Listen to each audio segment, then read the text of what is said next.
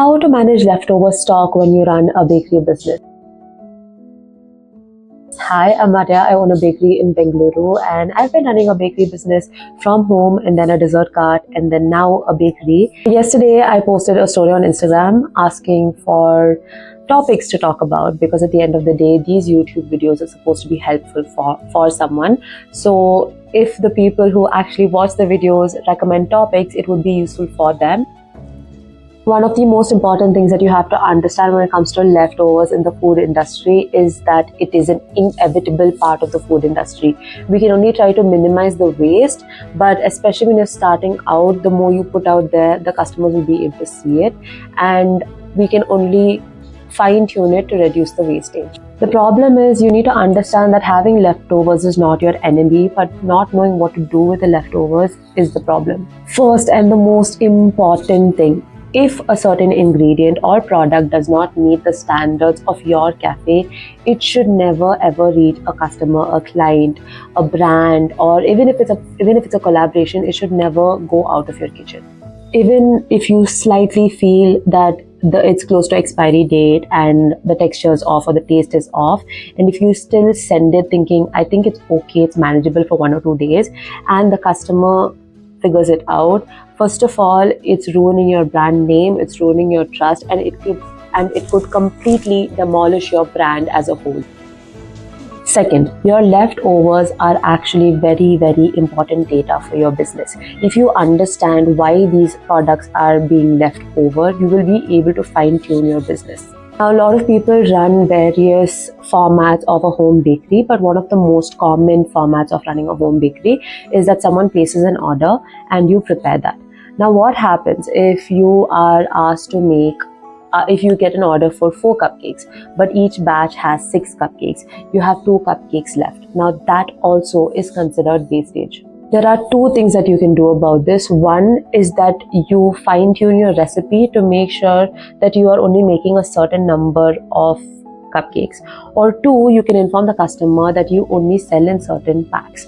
Now, the third option I will tell you at the end of the video. Now, the third one is guilt, and I'm sure a lot of you are doing this exact same thing.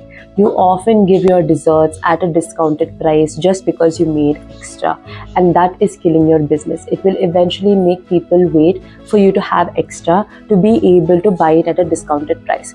Now, what is happening with this? Yes, you are not having wastage, but you are losing on potential full customers, and that is killing your business. Now, one thing that you have to understand is leftover does not mean that you are bad at business. It just means that you're starting out and you're still understanding the demand and supply.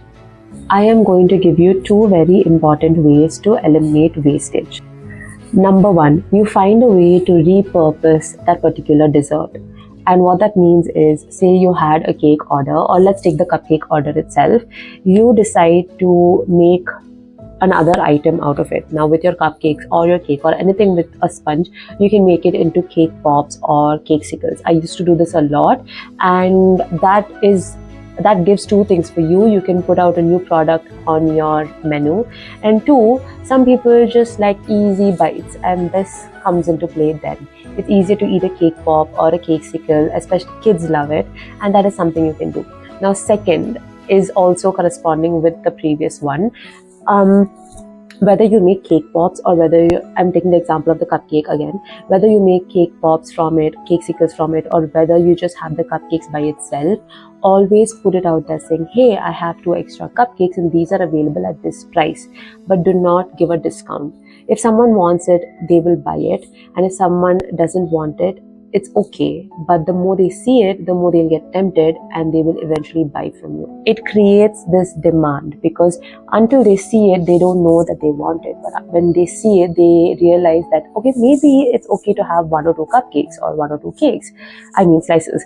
So it's always good to show your products out there and put it there. It's not hurting your business. We often feel like if we have extra desserts and we put it out there saying that this is their extra, it's actually ruining your business. But no, it's actually not ruining your business. 1, it shows customers that you are getting orders, and 2, for people who like to order last minute, this is a great way. All food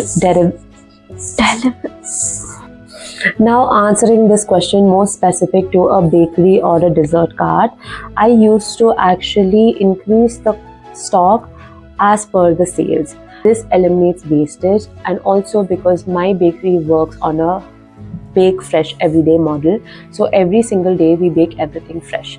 And let me kind of give you a basic understanding. When I first started my dessert cart, I used to make 2 batches of brownies. That is almost 9 chocolate fudge and 9 Nutella brownies. But nowadays, we make within 50 to 100 brownies a day. That again has come with years and months of practice and sales. 9 plus 9 choco fudge brownies and Nutella brownies, that's only 18 pieces of brownies. I've sold for almost 3 months. And sometimes I actually used to bring the stock back because that time no one was ready to trust a dessert cart, and we were the first dessert carts in Bangalore who worked on this model. So it was very new for people, and a lot of passers-by didn't really understand my business. And eventually, yes, it grew, touch wood, but it all starts somewhere, and it's okay if that somewhere is a very, very small number. You just have to understand how the market works for you. Now, usually we have homework at the end of every video. Number 1, I want you to list the leftovers that you usually have during an order. Number 2, I would like for you to understand what you can make or repurpose from these leftovers. Number 3, I actually want you to note down why you have leftovers. Is it because your order quantity is not refined? Is it because your recipe is not refined and you have not given a set out format that this is the orders you take for this quantity alone? That's it for today. I hope this video was helpful. Until the next video,